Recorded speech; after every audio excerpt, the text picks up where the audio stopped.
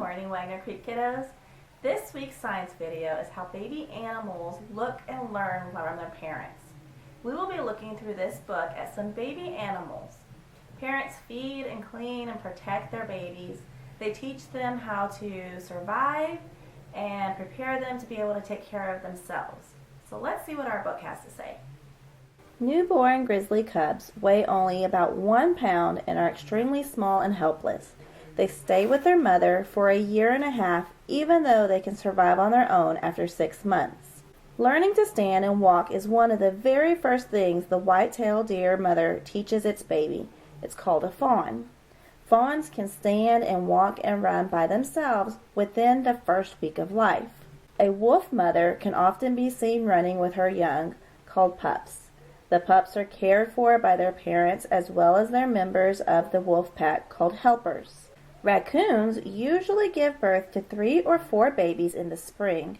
When they are about 10 weeks old, the mother takes them on short outings, which grow longer as the babies get older.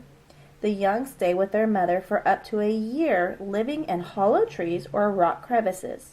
The young orangutan at first clings to its mother's fur, usually slung on her hip, and goes wherever she goes. When it is older, it will still follow its mother and hold onto her backside hairs. Orangutan young stay with their mother for 5 years and often gather in playgroups. The mother lioness stays with her young and feeds them, cleans them, and teaches them to hunt. The cubs can hunt and care for themselves when they are 1.5 years old. Every single day, chimpanzee families sit in a line and groom each other. They pluck out any foreign particles like dirt, dried skin, splinters, and ticks that they find. Chimps have been seen removing a tiny speck of dirt from another's eye. The hippopotamus and its young stay in the water most of the day to avoid the heat. Hippos give birth to 1 baby which can walk, run, and swim just 5 minutes after it is born.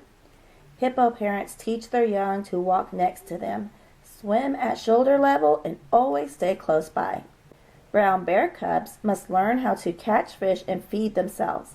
The bear cubs watch their mother catch a fish in its mouth or flip it onto the bank with its forepaws. Within 3 minutes of birth, the baby kangaroo or joey drags itself into its mother's pouch. It spends the next 8 months in the pouch developing, and when it weighs 10 pounds, it emerges and hops about. The cheetah teaches its baby, called a cub, to hunt.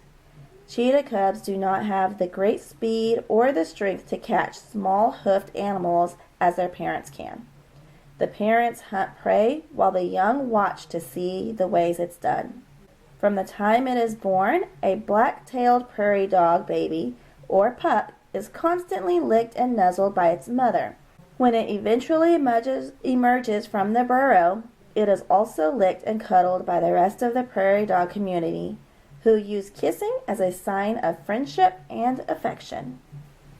I hope you enjoyed our book today. Join us next week when we discuss the life cycle of a frog. Y'all have a great week.